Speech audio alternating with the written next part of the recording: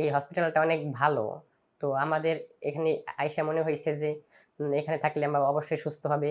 আমরা এই ভরসা পাই এখানেই আসি এবং এখান থেকে আমরা অপারেশনটা করাই। আমার নাম মোহাম্মদ ব্লায়েত হোসেন। আমাদের বাসা ফরিদপুর। উনি আমার বাবা। উনি দীর্ঘদিন যাবৎ হার্টের সমস্যা নিয়ে ভুগতেছিলেন। অনেক সমস্যার কারণে আমরা ইন্ডিয়াও গেছি। পরে বাংলাদেশের অনেক জায়গায় ডাক্তার দেখাইছি। তো আমরা ভাবছিলাম রিং পরাবো। এনজিওগ্রাম করি, দেখি যে হার্টে মানে 4টা ব্লক ধরা পড়ে।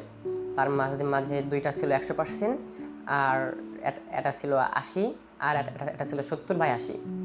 রিপোর্টটা দেখার পরে আমরা একটু কনফিউশন হয়ে যায়, এখন আমরা কি করব। তো তারপরে ওইখান থেকে আমার আঙ্কেল আছেন ফরিদপুরের। তো সে আমাদের এখানে আসার জন্য পরামর্শ দেন।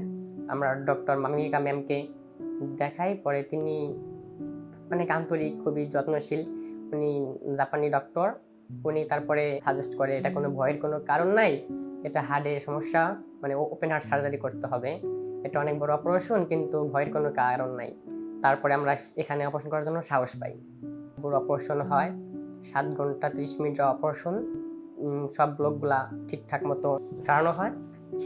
পরে জ্ঞান ফিরে আব্বুর, এবং আব্বু এখন অনেকটা সুস্থ আছেন। তো আমরা খুবই হ্যাপি, আল্লাহর কাছে বলবো যে আমার বাবা ঠিকঠাক মতো সুস্থ হয়ে বাড়ি ফিরতেছে।